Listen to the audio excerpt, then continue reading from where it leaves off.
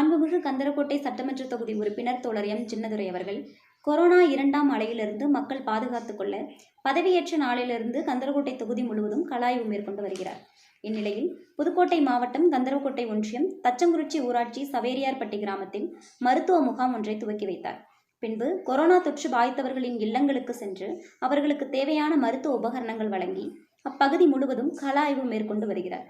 உடன் திமுக வடக்கு ஒன்றிய செயலாளர் தமிழையா, CPM ஒன்றிய செயலாளர் தோழர் ரத்தினவேல், தோழர் ராமையன், கட்சி நிர்வாகிகள், தச்சங்குறிச்சி ஊராட்சி ஒன்றிய தலைவர், அரசு அதிகாரிகள், மருத்துவர்கள் கலந்து கொண்டனர்.